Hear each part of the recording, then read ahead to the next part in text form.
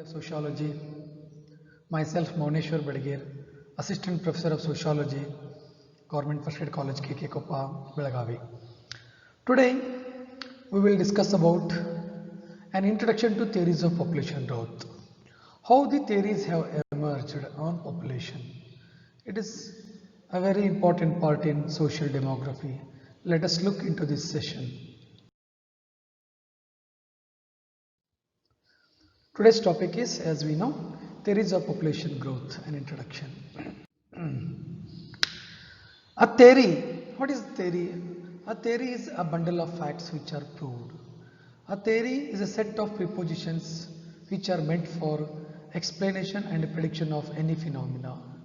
In the same way, a theory of population is nothing but an explanation of the phenomena of population growth. What the theory does is, it tries to explain in demography the rise and fall of the growth and decrease of the population in different countries and different societies. ಯಾವುದೇ ಒಂದು ಸಿದ್ಧಾಂತದ ಮೂಲ ಕರ್ತವ್ಯ ಏನು, ಉದ್ದೇಶ ಏನು ಅಂತಂದರೆ ಅದು ಯಾವುದೇ ಒಂದು ವಿಷಯವನ್ನು ಎಕ್ಸ್ಪ್ಲೈನ್ ಮಾಡುತ್ತೆ ಮತ್ತು ಅದರ ಫ್ಯೂಚರ್ ಪ್ರಾಸ್ಪೆಕ್ಟನ್ನು ಪ್ರೆಡಿಕ್ಟ್ ಮಾಡುತ್ತೆ. ಅದೇ ರೀತಿ ಜನಸಂಖ್ಯಾಶಾಸ್ತ್ರದಲ್ಲಿ ಕೂಡ ಸಿದ್ಧಾಂತಗಳು, ಜನಸಂಖ್ಯಾಶಾಸ್ತ್ರ ಸಿದ್ಧಾಂತಗಳು ಏನು ಮಾಡ್ತವೆ ಅಂದರೆ, ಒಂದು ನಿರ್ದಿಷ್ಟ ದೇಶದ, ಒಂದು ನಿರ್ದಿಷ್ಟ ಪ್ರದೇಶದ, ಒಂದು ನಿರ್ದಿಷ್ಟ ಸಮಾಜದಲ್ಲಿನ ಜನಸಂಖ್ಯೆಯಲ್ಲಿ ಆಗ್ತಕ್ಕಂತಹ ಬದಲಾವಣೆಗಳನ್ನು ಅದು ನಮಗೆ ತಿಳಿಸಿ ಹೇಳುತ್ತೆ. ಅದು ಜಾಸ್ತಿ ಆಗೋದಿರ್ಬೋದು, ಕಡಿಮೆ ಆಗೋದಿರ್ಬೋದು, ಏನೇ ಆಗಲಿ ಆ ಜನಸಂಖ್ಯೆಯಲ್ಲಿ ಆಗ್ತಕ್ಕಂಥ ಸ್ಥಿತ್ಯಂತರಗಳನ್ನ ಈ ಜನಸಂಖ್ಯಾಶಾಸ್ತ್ರ ಸಿದ್ಧಾಂತಗಳು ಹೇಳ್ತಾ ಇವೆ ನಮಗೆ. ಹಾಗಿದ್ರೆ what is the base to explain this phenomenon of population? The answer is, the base for explaining any phenomena is the population data. Here, a population theory seeks to generalize about loss of population. So, it gives a general idea about population differences.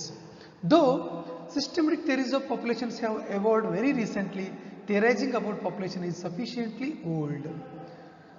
As we know, theories about populations have emerged very recently, like pre-Malthusian and post-Malthusian theories. But the intensification of human effort on population, it was very old as human existence. In ancient times, statements and thinkers tried to control population according to the availability of the resources. ಇನ್ನು ಪ್ರಾಚೀನ ಕಾಲದಲ್ಲಿ ಈ ಏನು ಆಳ್ವಿಕೆಯಲ್ಲಿ ಇರ್ತಕ್ಕಂತಹ ಜನ population ಅನ್ನ control ಮಾಡಲಿಕ್ಕೆ ಪ್ರಯತ್ನ ಮಾಡ್ತಿದ್ರು. ಎಷ್ಟು ಕಂಟ್ರೋಲ್ ಮಾಡ್ತಿದ್ರು ಅಂದ್ರೆ, ತಮ್ಮ ಹತ್ರ ಎಷ್ಟು ರಿಸೋರ್ಸ್ ಇದೆ ಆ ರಿಸೋರ್ಸ್ ಅನ್ನು ಅವರು ಸದ್ಬಳಕೆ ಮಾಡುವಷ್ಟು ಪಾಪ್ಯುಲೇಷನ್ ಇರೋ ತರ ಅವರು ನೋಡ್ಕೊತಾ ಇದ್ರು.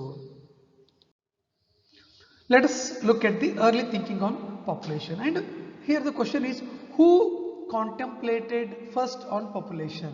The answer is, most of the thinking in the West started with the Greek thinkers. Like in all social science, we trace our origin in the Greek philosophy only. Like that, in the demography also, Greek thinkers are the first who contemplated on population. In the Greek scheme of life, an individual person was the part of the state. The purpose of marriage was procreation. Wars required continuous demand of soldiers. Therefore, procreation was encouraged. Indirectly, population increase was accepted, was prized, was honored. ನಮ್ಮ ಈ ಒಂದು population ಸಿದ್ಧಾಂತಗಳನ್ನು ನೋಡಿದಾಗ first ಸಿಗೋದು ನಮಗೆ Greek ಥಿಂಕರ್ಸು. Greek ಥಿಂಕರ್ಸಲ್ಲಿ ಮನುಷ್ಯ, ಒಬ್ಬ ವ್ಯಕ್ತಿ, ಅವನು ಆ ರಾಜ್ಯದ ಒಂದು ಮುಖ್ಯವಾದ ಭಾಗ ಆಗಿದ್ದ. ಅವ್ರದ್ದು ಏನು ಓವರ್ ಆಲ್ ಕಾನ್ಸೆಪ್ಟ್ ಇತ್ತು ಅಂತಂದರೆ, ಜನಸಂಖ್ಯೆ ಬೇಕು. ಯಾಕೆ ಅಂತಂದರೆ ಅವಾಗೆಲ್ಲ ಯುದ್ಧಗಳಾಗ್ತಿದ್ವು, ಯುದ್ಧಗಳಿಗೆ ಕಂಟಿನ್ಯೂಸ್ ಸೈನಿಕರು ಬೇಕಾಗ್ತಾ ಇದ್ರು. ಸೊ ಅದಕ್ಕೆ ಏನಾಗಬೇಕಾಗಿತ್ತು, ಅವ್ರಿಗೆ ಜನಸಂಖ್ಯೆ ಬೇಕಾಗಿತ್ತು. ಅದಕ್ಕೆ ಪ್ರೊಕ್ರಿಯೇಷನ್, ಅದರ ಸಂತಾನೋತ್ಪತ್ತಿಯನ್ನು ಅವ್ರು ಜಾಸ್ತಿ ಎನ್ಕರೇಜ್ ಮಾಡಿದರು ಮತ್ತು ಅದನ್ನು ರಿವಾರ್ಡ್ ಕೂಡ ಮಾಡಿದರು. They rewarded procreation and encouraged the population growth. The Spartans and Athenians encourage population due to expansionistic policy. Spartans ಮತ್ತು ಅಥೆನ್ಸ್ ಅಂದರೆ ಇವು ಗ್ರೀಕ್ ದೇಶದ ಎರಡು ಪ್ರಮುಖ ಪ್ರದೇಶಗಳು. ಅವರು ಕೂಡ ಪಾಪ್ಯುಲೇಷನನ್ನು ಎಕ್ಸ್ಪೆಕ್ಟ್ ಮಾಡಿದರು, ಅಥವಾ ಅದನ್ನು ಜಾಸ್ತಿ ಆಗಲಿ ಅಂತ ಅವರು ಅದನ್ನು ಬಯಸಿದರು. ಯಾಕೆ ಅಂತಂದರೆ ಅವ್ರ ರಾಜ್ಯವನ್ನು ವಿಸ್ತರಣೆ ಮಾಡಬೇಕಾಗಿತ್ತು. They also try to avoid over population. It is a very important thing. They seeked to the growth of population on par with that or at the expense of avoiding overpopulation, because as we know, overpopulation is always a problem. That's why they encouraged abortions, even infanticides. The idealistic Greek thinkers try to estimate optimum population ಬಗ್ಗೆ ನಾವು ಮುಂದಿನ ಸಿದ್ಧಾಂತದಲ್ಲಿ ನೋಡೋಣ.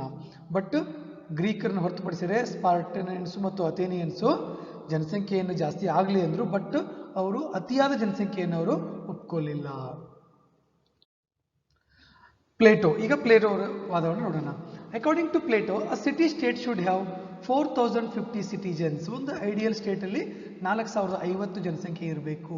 ಇದ್ರೆ ಮಾತ್ರ they can achieve the highest good that can be achieved from that population. ಹಾಗಾದರೆ ಈ 4050 ಜನಸಂಖ್ಯೆಯಲ್ಲಿ ಯಾರು ಇರಬೇಕು ಯಾರು ಇರಬಾರ್ದು ಅನ್ನೋದು ಕೂಡ ಪ್ಲೇಟೋ ಹೇಳ್ತಾನೆ. ಏನಂತಂದರೆ, in this ideal population Plato did not include woman, children and slave. So excluding these three categories, the population should be 4050 in an ideal city state. It is excluding. If it includes, means it should be 50,000. So the ideal population of city state according to Plato, including all three categories, should be 50,000. If you exclude children, women and slaves, it should be 4050. It was the population idea of Plato. After Plato, one more important thinker was Aristotle. He maintained that past population growth leads to increase in poverty and suggested abortions and infanticides in order to control the size of the city state. Aristotle, Plato ಅಂತ ಏನು ಹೇಳ್ತಾರೆ ಅಂತಂದರೆ, population ಒಳ್ಳೆಯದು, but ಅದು ಜಾಸ್ತಿ growth ಆದರೆ definitely ಅದು ಬಡತನಕ್ಕೆ ಕಾರಣ ಆಗುತ್ತೆ. ಅದಕ್ಕೋಸ್ಕರ ಅಬಾರ್ಷನ್ಸ್ಗಳನ್ನ ಮತ್ತು ಫೀಮೇಲ್ ಇನ್ಫೆಂಟಿಸೈಡ್ಸ್ಗಳನ್ನ ಅವರು ಎನ್ಕರೇಜ್ ಮಾಡ್ತಾರೆ. ಯಾಕಂತಂದರೆ ಆ ಸಿಟಿ ಸೈಜ್ ಪಾಪ್ಯುಲೇಷನನ್ನು ಕಂಟ್ರೋಲ್ ಮಾಡ್ಕೊಳ್ಳಿಕ್ಕೆ. ಮತ್ತು ಅವನು ಏನಂತಂದರೆ, ಈ prescribed family planning to be prescribed with the state. ಸರ್ಕಾರ ಫ್ಯಾಮಿಲಿ ಪ್ಲಾನಿಂಗನ್ನು ಕಂಪಲ್ಸರಿ ಮಾಡಬೇಕು ಅಂತೇಳಿ ಯಾರು ಅರಿಸ್ಟಾಟಲ್ ಹೇಳ್ತಾರೆ. ದಸ್ Greek thinkers gave equal attention to quantity as well as quality of the population. They maintained the equal distance from quantity and quality. ಯಾಕಂತಂದರೆ ಬರೀ quantity of population ಇದ್ದರೆ ಅದು ಕ್ವಾಲಿಟಿ ಇಲ್ಲದೆ ಇದ್ರೂ ವೇಸ್ಟು, ಸ್ವಲ್ಪ ಇತ್ತು ಕ್ವಾಲಿಟಿ ಇತ್ತು ಭಾಳ ಇಲ್ಲದೆ ಇದ್ರೂ ಕೂಡ ಅದು ಪ್ರಾಬ್ಲಮ್ ಆಗುತ್ತೆ. ಅದಕ್ಕೆ Greek thinkers they maintained equal they gave equal attention to both quantity as well as quality of the population. Besides Greek, again let us look into the ideas of Romans. Romans also thought overpopulation issues. They encouraged procreation and made marriage compulsory. Those who did not marry were burdened by several disabilities. ಅವರು ಕೂಡ Greek ಮೊದಲನೇ thinking ಥರ ಸಾಕಷ್ಟು ಪಾಪ್ಯುಲೇಷನ್ಸ್ಗೆ ಒತ್ತನ್ನು ಕೊಟ್ಟರು, ಮ್ಯಾರೇಜನ್ನು compulsory ಮಾಡಲಿಕ್ಕೆ ಪ್ರಯತ್ನ ಮಾಡಿದರು, ಮತ್ತು ಯಾರು ಮದುವೆ ಆಗೋದಿಲ್ಲ ಅವರಿಗೆ ಪನಿಷ್ಮೆಂಟನ್ನು ಕೂಡ ಕೊಡಲಿಕ್ಕೆ ಪ್ರಯತ್ನ ಮಾಡಿದರು ಯಾರು, ರೋಮನ್ಸ್ ಅವರು. ಸೊ ಹಾಗಾದರೆ ಈ ರೀತಿಯಾಗಿ ಈ ಚಿಂತನೆ ಹರಿದು ಬರ್ತಾ ಇದೆ. With respect to these theories of population growth, there are n number of theories. There is no depth for the theories of populations. All those theories of populations can be broadly classified into two categories: pre-Malthusian theories and post-Malthusian theories. Malthus theory is the central point in the series of population theories. So let us look into some important pre-Malthusian theories, which are the dominant theories before Malthus or Malthusian theories. So ಜನಸಂಖ್ಯಾಶಾಸ್ತ್ರದ ಎಲ್ಲ ಸಿದ್ಧಾಂತಗಳನ್ನ ನಾವು ಎರಡು ರೀತಿಯಾಗಿ ವಿಂಗಡಿಸ್ತೇವೆ. ಒಂದು ಮಾಲ್ಥೂಸಿಯನ್ ಮುಂಚೆದು, ಮಾಲ್ಥೂಸಿಯನ್ ನಂತರದ ಸಿದ್ಧಾಂತಗಳು. ಹಾಗಿದ್ರೆ ಮಾಲ್ಥೂಸಿಯನ್ ನಂತರ ಸಿದ್ಧಾಂತಗಳ ಬಗ್ಗೆ ನಮಗೊಂದಿಷ್ಟು ಐಡಿಯಾ ಇದೆ. ಹಾಗಾದರೆ ಮಾಲ್ಥೂಸಿಯನ್ಗಿಂತ ಮುಂಚೆ ಯಾವ್ಯಾವ ಸಿದ್ಧಾಂತಗಳು, ಯಾವ್ಯಾವ ಸ್ಕೂಲ್ ಆಫ್ ಥಾಟ್ಗಳು ಇದ್ದುವನ್ನ ನೋಡೋಣ. ಇವಾಗ ಪ್ರೆ-ಮಾಲ್ಥೂಸಿಯನ್ ಥಿಯರಿ. ಪ್ರೆ-ಮಾಲ್ಥೂಸಿಯನ್ ಥಿಯರಿ ಅವಧಿ ಯಾವುದು ಅಂದರೆ 16ನೇ ಶತಮಾನದಿಂದ 18ನೇ ಶತಮಾನ. ಈ ಟೈಮ್ ಹೆಂಗಿತ್ತು ಅಂದರೆ, it was A period of rapid thinking in all aspects of human life. ಇದು ಬರೀ ಜನಸಂಖ್ಯೆ ಮಾತ್ರ ಅಲ್ಲ, ಇದು ಎಕನಾಮಿಕ್ಸು, ಪೊಲಿಟಿಕಲ್ಲು, ಎಲ್ಲ ಸ್ಪೇರ್ ಆಫ್ ಲೈಫನ್ನು ಇದ್ರ ಬಗ್ಗೆ ಥಿಂಕ್ ಮಾಡೋದಿತ್ತು. Thinking on economy and population was particularly influenced by the exploration of routes from west to east, discovery of America, rise of capitalism, collapse of feudal system, and the emergence of imperial powers like British, French, Portuguese and Spanish. ಇಲ್ಲಿ ಇದು ಒಂದು ಮನುಷ್ಯನ ಎಲ್ಲ ಜೀವನದ ಆಯಾಮಗಳ ಬಗ್ಗೆ thinking ಮಾಡ್ತಕ್ಕಂಥ ಒಂದು ಕಾಲ ಆಗಿತ್ತು. ಇಲ್ಲಿ ಮೇನ್ಲಿ ಎಕನಾಮಿಕ್ ಥಿಂಕಿಂಗ್ ಯಾಕೆ ಬಂತು ಅಂದರೆ, ನಾವೆಲ್ಲ ಇತಿಹಾಸದಲ್ಲಿ ಓದಿರೋ ಪ್ರಕಾರ ಯಾವಾಗ ವೆಸ್ಟ್ ಇಂದ ಈಸ್ಟ್ಗೆ ಅಂದರೆ ಪಶ್ಚಿಮದಿಂದ ಪೂರ್ವಕ್ಕೆ ರೂಟ್ನ ಡಿಸ್ಕವರಿ ಮಾಡಿದ್ದು ಒಂದು ಮುಖ್ಯವಾದ ಕಾರಣ. ಅದೇ ರೀತಿ ಕೊಲಂಬಸ್ ಅಮೆರಿಕವನ್ನು ಕಂಡುಹಿಡಿದಿದ್ದು, ಕ್ಯಾಪಿಟಲಿಸಂ ಬೆಳವಣಿಗೆ ಆಗಿದ್ದು, ಫ್ಯೂಡಲ್ ಸಿಸ್ಟಮ್ ಕೊಲ್ಯಾಪ್ಸ್ ಆಗಿದ್ದು, ಮತ್ತು ಬ್ರಿಟಿಷು ಫ್ರೆಂಚ್ ಇವರ ವಸಾಹತುಶಾಹಿಗಳು ನೀತಿಗಳು ಆಗಿರ್ಬೋದು. ಇದರಿಂದ ಈ ಸಿದ್ಧಾಂತಗಳು ಬಹಳಷ್ಟು ಪ್ರಭಾವಿತವಾಗಿದ್ದಾವೆ. ಹಾಗಿದ್ರೆ ಪ್ರೇಮ್ ಆಲ್ತುಜಿ ಅಂತ ಇಲ್ಲಿ ಬಹಳ ಇಂಪಾರ್ಟೆಂಟ್ ಅಂದರೆ ಮರ್ಕೆಂಟೈಲ್ ಸ್ಕೂಲ್, ಮರ್ಕೆಂಟೈಲ್ ಸಿದ್ಧಾಂತ. This has been considered as the link between medieval and modern economic thought. ಇದು ಒಂದು ಕೊಂಡಿ, ಯಾವುದು ಮಧ್ಯ ಮತ್ತು ಆಧುನಿಕ ಕಾಲದ ಯಾವುದು ಆರ್ಥಿಕ ಚಿಂತನೆಯ ಒಂದು ಮಧ್ಯಬಿಂದು, ಯಾವುದು ಮರ್ಕೆಂಟೈಲ್ ಸ್ಕೂಲ್. ಇದರದ್ದು ಒಂದು ಮುಖ್ಯವಾದ ಉದ್ದೇಶ ಏನಾಗಿತ್ತಂದರೆ it aimed at increasing national wealth and power resulting in rivalry and competition. Therefore, size of population was considered as an asset from the point of view of our supply of labor and utilization of natural resources. ಇವ್ರದ್ದು ಕೂಡ ಏನಾಗಿತ್ತು ಅಂದರೆ ಮುಖ್ಯವಾದ ಉದ್ದೇಶ ರಾಷ್ಟ್ರೀಯ ಆದಾಯವನ್ನು, ರಾಷ್ಟ್ರೀಯ ಸಂಪತ್ತನ್ನು ಗಳಿಸೋದು, ಜಾಸ್ತಿ ಮಾಡ್ಕೊಳ್ಳೋದು. ಅದಕ್ಕೆ ಪಾಪ್ಯುಲೇಷನ್ ಅನ್ನೋದು ಒಂದು ಅಸೆಟ್ಟು, ಅದೊಂದು ನಮಗೆ ಆಸ್ತಿ ಅನ್ನೋ ಥರ ಇವರು ಕನ್ಸಿಡರ್ ಮಾಡಿದರು. ಯಾಕೆ ಅಂತಂದರೆ ವಾರು, ಯಾಕಂತಂದರೆ ಸಪ್ಲೈ ಆಫ್ ಲೇಬರು, ಯಾಕಂತಂದರೆ ನೈಸರ್ಗಿಕ ಸಂಪನ್ಮೂಲಗಳನ್ನ ಸರಿಯಾಗಿ ನಾವು ಬಳಸ್ಕೊಳ್ಳಿಕ್ಕೆ ಒಂದು ಸದೃಢವಾದ ಜನಸಂಖ್ಯೆ ಬೇಕು ಅನ್ನೋದು ಇದು ಮರ್ಕೆಂಟೈಲ್ ಸ್ಕೂಲ್ ಅವರ ಒಂದು ವಾದ ಆಗಿತ್ತು. ಇಲ್ಲಿ ನಾವು ಒಬ್ಬರು ಮಾತ್ರ ನೋಡ್ಬೇಕು, ಅವ್ರು ಯಾರು ಅಂದರೆ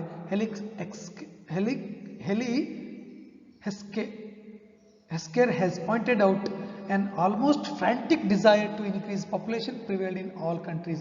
ಇಲ್ಲಿ ಏನಾಗಿತ್ತು, ಅವ್ರು ಏನು ಹೇಳ್ತಾರೆ ಅಂತಂದರೆ ಎಲ್ಲ ದೇಶಗಳದೊಂದು ಭಾವೋದ್ವೇಗ ಒಳಗಾಗಿದ್ರು. ಏನಂತಂದರೆ ನಾವು ಪಾಪ್ಯುಲೇಷನ್ ಜಾಸ್ತಿ ಮಾಡಬೇಕು ಅಂತಂದರೆ.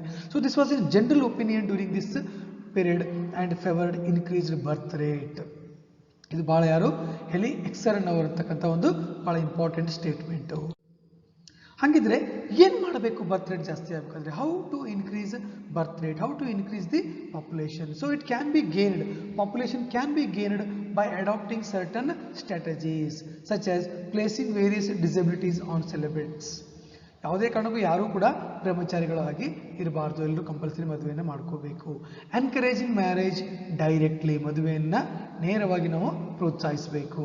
ಎನ್ಕರೇಜಿಂಗ್ ಫರ್ಟಿಲಿಟಿ, ಫಲವತ್ತತೆಯನ್ನು ನಾವು ಎನ್ಕರೇಜ್ ಮಾಡಬೇಕು.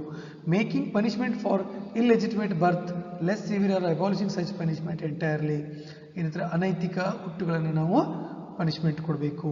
ಮತ್ತು encouraging immigration and preventing emigration. ನೋಡಿ, ಇಮಿಗ್ರೇಷನ್ ಅಂದರೆ ಬೇರೆ ಕಡೆಯಿಂದ ಜನಸಂಖ್ಯೆ ಒಳಗಡೆ, ನಮ್ಮ ದೇಶ ಒಳಗಡೆ ಬರೋದಕ್ಕೆ ಇಮಿಗ್ರೇಷನ್ ಅಂತ ಕರಿತೀವಿ.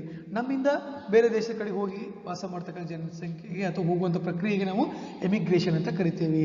ಸೊ ಅವಾಗ ಇಮಿಗ್ರೇಷನ್ ಜಾಸ್ತಿ ಆಗಲಿ, ಎಮಿಗ್ರೇಷನ್ನು ಕಡಿಮೆ ಆಗಲಿ ಅಂತಕ್ಕಂಥ ಒಂದು ಪಾಲಿಸಿಯನ್ನು ಮೇಂಟೈನ್ ಮಾಡಿದರೆ ಜನಸಂಖ್ಯೆಯನ್ನು ಜಾಸ್ತಿ ಮಾಡಬಹುದು ಅಂತೇಳಿ ಅವ್ರು ಹೇಳ್ತಾರೆ. ಹಾಗಿದ್ರೆ ಈ ಮರ್ಕೆಂಟೈಲ್ ಸ್ಕೂಲಲ್ಲಿ ಬಹಳ ಇಬ್ಬರು ಇಂಪಾರ್ಟೆಂಟ್ ಸಿದ್ಧಾಂತಿಗಳಿದ್ದಾರೆ, ಥಿಂಕರ್ಸ್. ಯಾರಂದರೆ ನಿಕೋಲೋ ಮೆಕಿಯಾವೆಲ್ಲಿ ಮತ್ತು ಬೊಟೆರೋ ಅಂತೇಳಿ.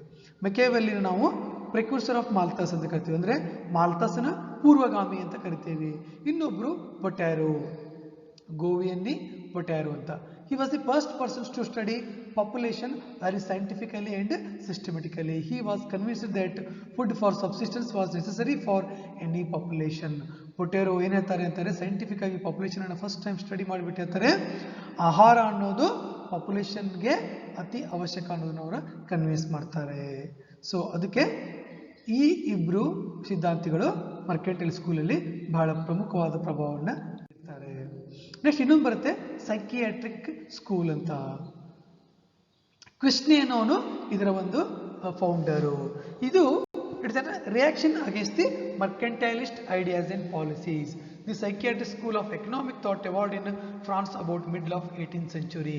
ಇದು ಒಂದು ಏನು ಅಂತಂದರೆ ಮರ್ಕೆಂಟೈಲ್ ಸಿದ್ಧಾಂತಗಳಿಗೆ ಒಂದು ರಿಯಾಕ್ಷನ್ ಆಗಿದ್ದು ಎಮರ್ಜ್ ಆಯಿತು. ಯಾವಾಗಂದರೆ 18ನೇ ಶತಮಾನದಲ್ಲಿ ಫ್ರಾನ್ಸಲ್ಲಿ. ಈ ಒಂದು ಸಿದ್ಧಾಂತದ ಪ್ರಕಾರ source of all wealth is land. ಭೂಮಿ ಅಥವಾ ಈ ನೆಲ ಅಂತ ಕರಿತೀವಲ್ಲ, ಅದು ಎಲ್ಲ ಸಂಪತ್ತಿನ ಒಂದು ಆದಾಯದ ಮೂಲ ಅಂತ ಹೇಳಿದ್ರು ಕನ್ಸಿಡರ್ ಮಾಡ್ತಾರೆ. They did not favour population increase at the cost of standard of living. ಅವ್ರೇನು ಹೇಳಿದ್ರು ಅಂದರೆ, we need population but we should not ready to compromise to standard of living. That population should not harm, it should not curb our standard of living. They approved only such increase which may be useful to expand agricultural production. So they encouraged population, not normal population. The population they agreed means that population should be able to expand the agricultural production. So with the help of agricultural production, anyone can grow anything and it will feed the population. Next, let us come to the beginning of Malthus theory. So we know Malthus theory, but beginning, during this period it was more and more realized that population increase more rapidly than food supply. Therefore, the earlier optimism gradually replaced by pessimistic view, resulting in the benevolent faith in the means to control population. ಇಲ್ಲಿ ಒಂದು population ಮಾಲ್ಥಸ್ ಬರೋಕ್ಕಿಂತ ಮುಂಚೆ ಒಂದು ವಾತಾವರಣ ಹೆಂಗೆ ready ಆಗಿತ್ತು ಅಂತಂದ್ರೆ, ಆವತ್ತಿನ ಸಿದ್ಧಾಂತಗಳಿಗೆ, ಅವತ್ತಿನ ಸರ್ಕಾರಕ್ಕೆ, ಅವತ್ತಿನ ಸಮಾಜಕ್ಕೆ ಒಂದು ಅರ್ಥ ಆಗಿತ್ತು. ಏನಂತಂದ್ರೆ, ಆಹಾರ ಉತ್ಪಾದನೆಯು ಜನಸಂಖ್ಯಾ ಬೆಳವಣಿಗೆಗಿಂತ ಯಾವತ್ತೂ ಕಡಿಮೆ ಇರುತ್ತೆ. ಇದು ಜನಗಳಿಗೆ ಅರಿವಾಯಿತು, ಸಿದ್ಧಾಂತಿಗಳಿಗೆ ಅರಿವಾಯಿತು, ಸರ್ಕಾರಕ್ಕೆ ಅರಿವಾಯಿತು. ಆವಾಗ therefore the population favouritism ಏನಿತ್ತಲ್ಲ ಅದು ಕಡಿಮೆ ಆಗ್ತಾ ಆಗ್ತಾ ಆಗ್ತಾ ಬಂತು. ಜನಸಂಖ್ಯೆ ಬಗ್ಗೆ ಇದನ್ನು ಒಂದು ಆಪ್ಟಿಮಮ್ ಅಥವಾ ಆಪ್ಟಿಮಿಸಮ್ ಹೋಗಿ ಅದು ಪ್ಯಾಸಿಮಿಸಮ್ ಆಯಿತು. ಅಂದರೆ ಜನಸಂಖ್ಯೆನ ನಾವು ಕರ್ಬ್ ಮಾಡಲೇಬೇಕು, ಇಲ್ಲ ಅಂತಂದರೆ ಫುಡ್ ಶಾರ್ಟೇಜ್ ಆಗ್ತದೆ ಅನ್ನೋದು. ಈ ಒಂದು ವಾತಾವರಣ ಮಾಲ್ಥಸ್ ಥಿಯರಿ ಎಮರ್ಜ್ ಆಗಲಿಕ್ಕೆ ಕಾರಣ ಆಯಿತು. ಇದರ ನಂತರ ಏನು ಬರ್ತೈತಿ ಅಂದರೆ ಮಾಲ್ಥಸ್ ಥಿಯರಿ ಬರುತ್ತೆ. ಮಾಲ್ಥಸ್ ಭಾಳಷ್ಟು ಸ್ಪಷ್ಟವಾಗಿ ಫುಡ್ಡು ಮತ್ತು ಪಾಪ್ಯುಲೇಷನ್ ಬಗ್ಗೆ ಹೇಳ್ತಾರೆ. ಫುಡ್ಡು ಮತ್ತು ಪಾಪ್ಯುಲೇಷನ್ ಮಧ್ಯೆ ಒಂದವರು ರೇಷಿಯೋ ಕೊಡ್ತಾರೆ, ಅರ್ಥಮೆಟಿಕ್ ಮತ್ತು ಜಿಯೋಮೆಟ್ರಿಕ್ ರೇಷಿಯೋ ಅಂತ. ಅದನ್ನು ನಾವು ಮಾಲ್ಥಸ್ ಥಿಯರಿಯಲ್ಲಿ ನೋಡಿದ್ದೀವಿ. ಇದು ಸಿದ್ಧಾಂತಿಗಳು ಹೇಳಿದಾಯಿತು. ಹಾಗಾದರೆ ಇಲ್ಲಿ ಇನ್ನೊಂದು ಬಹಳ ಮುಖ್ಯವಾದ ಒಂದು ಪಾಯಿಂಟ್ ಏನಂತಂದರೆ, there is a very important point that in the early thinking of population is there is a direct relationship between religious ethics, religious principles and population growth. ಧಾರ್ಮಿಕ ಸಿದ್ಧಾಂತಗಳಿಗೂ ಧರ್ಮದ ಒಂದು ಪ್ರಿಸ್ಕ್ರಿಪ್ಷನ್ಗೂ ಮತ್ತು ಜನಸಂಖ್ಯೆ ಬೆಳವಣಿಗೆ ತುಂಬ ನೇರವಾದ ಸಂಬಂಧ ಇದೆ. ಈಗ let us look at the prescriptions of some important religions in the world. Let us look in to the Hindu religion. ಹೇಳಬೇಕಾಗೇ ಇಲ್ಲ, Hindu religion it is always in favour of population. ನಾವೆಲ್ಲ ನಮ್ಮ ನಿತ್ಯ ಜೀವನದಲ್ಲಿ ನೋಡ್ತೀವಿ, ನಾವು ಆಶೀರ್ವಾದ ಮಾಡೋದೇ ಮಾಡ್ತೀವಿ, ಅಷ್ಟಪುತ್ರಿ ಸೌಭಾಗ್ಯವತಿ ಅಂತ ಆಶೀರ್ವಾದ ಮಾಡ್ತೀವಿ. ಅಂತಂದರೆ ಭಾಳಷ್ಟು ನಮ್ಮಲ್ಲಿ ಪ್ರಾಚೀನ ಕಾಲದಿಂದ ಕೆಲವೊಂದು ಜನಸಂಖ್ಯೆಗೆ ಬಗ್ಗೆ ಸಾಕಷ್ಟು ಗಾದೆ ಮಾತುಗಳು ಹುಟ್ಕೊಂಡಿದ್ದಾವೆ. ನೋಡೋಣ. According to Hindu religion, marriage is almost compulsory. ನಮ್ಮಲ್ಲಿ ಏನು Hindu the aim of marriage ಅಲ್ಲಿ ಕೆ ಎಂ ಕಪಾಡಿ ಅವ್ರು ಹೇಳ್ತಾರೆ, ಏನು there are 3 aims of marriage. 3 ಧರ್ಮದ ಇದು ವಿವಾಹದ 3 ಉದ್ದೇಶಗಳನ್ನ ಅವ್ರು ಹೇಳಬೇಕಾದ್ರೆ ಹೇಳ್ತಾರೆ, ಧರ್ಮ, ಪ್ರಜಾ ಮತ್ತು ರತಿ ಅಂತ. ಧರ್ಮಾಚರಣೆ ಏನು ಮಾಡ್ಬೇಕಂತಂದ್ರೆ ಅವನು ಮದುವೆ ಆಗಿರಲೇಬೇಕು. ಮತ್ತು ಪ್ರತಿಯೊಬ್ಬ ಹಿಂದೂವಿಗೂ 5 ಋಣಗಳಿದ್ದಾವೆ. 5 ಋಣಗಳಿರೋದ್ರಿಂದ ಪಂಚ ಮಹಾಯಜ್ಞಗಳನ್ನ ಮಾಡಬೇಕು. ಪಂಚ ಮಹಾಯಜ್ಞಗಳನ್ನ ಮಾಡ್ಬೇಕಂತಂದ್ರೆ ಯಜ್ಞಪತಿ ಬೇಕು, ಆವಾಗ ಅವನಿಗೆ ಪತ್ನಿಯನ್ನೋಳು ಇರಬೇಕಾಗುತ್ತೆ ಅಂತೇಳಿ. ಅದಕ್ಕೆ ನಮ್ಮಲ್ಲಿ ಆಲ್ಮೋಸ್ಟ್ ಮ್ಯಾರೇಜು ಕಂಪಲ್ಸರಿ. ಮತ್ತು ನಮ್ಮಲ್ಲಿ ಎಲ್ಲ ಸಬ್ ಸೆಕ್ಟ್ಗಳಂತ ಏನು ಕರಿತೀವಲ್ಲೋ ಎಲ್ಲವೂ ಕೂಡ ವಿವಾಹವನ್ನ ಕಂಪಲ್ಸರಿಯಾಗಿ ಹೇಳಿದ್ದಾರೆ. ನೋಡಿ ಏನು ಹೇಳ್ತಾರೆ, no one can go to heaven without procreating a son. ಒಬ್ಬ ವ್ಯಕ್ತಿ ಅವನಿಗೆ ಮಕ್ಕಳಾಗದೆ ಹೋದ್ರೆ ಅವನು ಸ್ವರ್ಗಕ್ಕೆ ಹೋಗೋಕೆ ಆಗೋದಿಲ್ಲ. ಅಪುತ್ರಸ್ಯ ಗತಿರ್ನಾಸ್ತಿ ಅಂತ ನಾವು ಹೇಳ್ತೇವೆ. ಪುತ್ರ ಇಲ್ಲ ಅಂದ್ರೆ ಅವನಿಗೆ ಗತಿ ಇಲ್ಲ ಅಂತೇಳಿ. ಅಷ್ಟು ನಮ್ಮ ಶಾಸ್ತ್ರಗಳು ಇದೇ ರೀತಿಯಾಗಿ ಬಂದ್ಬಿಟ್ಟಿದೆ. ಅಪುತ್ರಸ್ಯ ಗತಿರ್ನಾಸ್ತಿ. ಇಂಥ ಒಂದಿಷ್ಟು ಮತ್ತೆ ಹೇಳ್ತೀವಿ, ಹುಟ್ಟಿಸಿದ ದೇವರು ಹುಲ್ಲು ಮೇಯಿಸೋದಿಲ್ಲ. ಇಂಥ ಒಂದಿಷ್ಟು ನಮ್ಮ ನಂಬಿಕೆಗಳು ನಮ್ಮ ಇದರಲ್ಲಿ ಏನಾಯಿತು, ಜನಸಂಖ್ಯೆ ಬೆಳವಣಿಗೆಗೆ ಕಾರಣ ಆಯಿತು. In order to conduct religious activities, every man need a wife by his side. Fertility was prized and encouraged so much that newly married couples were blessed for having 8 sons and 5 daughters. ಹೊಸದಾಗಿ ಮದುವೆಯಾದಂಥ ದಂಪತಿಗಳಿಗೆ ಏನು ಆಶೀರ್ವಾದ ಮಾಡ್ತೀವಿ ನಾವು, 8 ಜನ ಗಂಡ್ಮಕ್ಳು 5 ಜನ ಹೆಣ್ಮಕ್ಳಾಗಲಿ ನಿನಗೆ ಅಂತ ಆಶೀರ್ವಾದ ಮಾಡ್ತಿದ್ರು. ಸೊ ಅದಕ್ಕೆ ಹಿಂದೂ ಶಾಸ್ತ್ರ everywhere encourage growth of population. Therefore there is hardly any wonder that Indian population multiplied fast. So ಈ ರೀತಿಯಾದಂಥ ನಮ್ಮ ಧರ್ಮದ ಅಥವಾ ನಮ್ಮ ಸಂಪ್ರದಾಯದ ಏನು ಇದಾವಲ್ಲ ಶಾಸ್ತ್ರಗಳಾಗಲಿ ನಡವಳಿಕೆಗಳಾಗಲಿ, ಇವು ಡೈರೆಕ್ಟ್ಲಿ ನಾಟ್ ಇಂಡೈರೆಕ್ಟ್ಲಿ ಡೈರೆಕ್ಟ್ಲಿ ನಮ್ಮ ಜನಸಂಖ್ಯೆಗೆ ಕಾರಣ ಆಯಿತು. ಸಾಕಷ್ಟು ನಮ್ಮಲ್ಲಿ ಗಾದೆ ಮಾತುಗಳು ಕೂಡ ಇದ್ದಾವೆ. ಅದೇನೇ ಹೇಳ್ತಾರಲ್ಲ, ಮಳೆ ಬಂದರೆ ತೊಂದರೆ ಇಲ್ಲ, ಮಗ ಉಂಡ್ರೆ ಕಷ್ಟ ಇಲ್ಲ ಅಂತ. ಸೊ ಅದಕ್ಕೆ ಸಾಕಷ್ಟು ಗಾದೆ ಮಾತುಗಳಲ್ಲಿ ನಾವು ಜನಸಂಖ್ಯೆಯನ್ನೇ ಪ್ರೋತ್ಸಾಹ ಮಾಡ್ಕೊಂಡು ಬಂದ್ವಿ. ಇವಾಗ ಸ್ವಲ್ಪ ಸ್ವಾತಂತ್ರ್ಯದ ನಂತರದಲ್ಲಿ ಏನಾಯಿತು, ಸ್ವಲ್ಪ ಸರ್ಕಾರ ರೆಸ್ಟ್ರಿಕ್ಷನ್ಸ್ ಎಲ್ಲ ಹಾಕ್ತು. ಅದಕ್ಕಿಂತ ಮುಂಚೆ ಇವತ್ತು ಕೂಡ ಹಳ್ಳಿಗಳಲ್ಲಿ ಸಾಕಷ್ಟು ಜನ ನೋಡಿರ್ಬೋದು, 10 ಜನ 15 ಜನ ಮಕ್ಕಳೆಲ್ಲ ಇರ್ತಾರೆ. ಸೊ ಇದು ಹಿಂದೂ ಧರ್ಮದ ಇತ್ತು. Next Islam. The most populationistic great religion is Islam. ಇದು ಕೂಡ ಡೈರೆಕ್ಟ್ಲಿ ಇಂಡೈರೆಕ್ಟ್ಲಿ ಇದು ಕೂಡ ಏನು ಮಾಡುತ್ತೆ ಅಂದರೆ ಜನಸಂಖ್ಯೆಗೆ ಒತ್ತನ್ನು ಕೊಡುತ್ತೆ. It prescribes polygamy and encourages procreation. ಇದು ಕೂಡ ಬಹುಪತ್ನಿತ್ವಕ್ಕೆ ಅವಕಾಶವನ್ನು ಕೊಡ್ತೈತಿ ಮತ್ತು ಪ್ರೋಕ್ರಿಯೇಷನ್ಗೆ ಅವಕಾಶವನ್ನು ಕೊಡುತ್ತದೆ. According to a fatwa of Sheikh Abdullah, ಅವರೊಂದು ಫತ್ವಾವನ್ನು ಹೊಡಿಸಿದ್ರು. ಏನಂತೇಳಿ, marry the affectionate prolific woman for I shall be proud of you among the nation. ನೋಡಿ ಅವ್ರು ಏನಂತಾರೆ, ಒಂದು ಫತ್ವಾದಲ್ಲಿ ಮದುವೆ ಮಾಡಿಕೊಡ್ರಿ ಮತ್ತು ಪ್ರೊಕ್ರಿಯೇಷನ್ ಮಾಡ್ರಿ, ಇದು ಒಂದು ನಮಗೆ ಹೆಮ್ಮೆಯ ವಿಷಯ ಅಂತೇಳಿ ಅವರು ಫತ್ವಾವನ್ನು ಹೊಡಿಸಿದ್ರು. The Muslim tradition recommends marriage with 4 women at one time and 5th could always be married by divorcing one of the 4 at short notice. ಇದು ಒಮ್ಮೆ ಒಬ್ಬ ಮುಸ್ಲಿಂ ಪುರುಷ 4 ಮಹಿಳೆಯನ್ನು ವಿವಾಹ ಮಾಡಲಿಕ್ಕೆ ಅವಕಾಶವನ್ನು ಕೊಟ್ಟು, ಇದು ಕೂಡ ಈ ಧರ್ಮದಲ್ಲಿ ಕೂಡ ಜನಸಂಖ್ಯೆಗೆ ಸಾಕಷ್ಟು ಪ್ರೋತ್ಸಾಹವನ್ನು ಕೊಟ್ಟರು. Next Christianity. ನಿಮ್ಗೆ ಗೊತ್ತಿರಬೇಕು, ಜಗತ್ತಿನಲ್ಲಿ ಇವತ್ತು ಹೈಯೆಸ್ಟ್ ಪಾಪ್ಯುಲೇಷನ್ ಇರೋದೇ ಕ್ರಿಶ್ಚಿಯನ್ ಅವ್ರದ್ದು. Today in the world, Christianity commands maximum number of followers.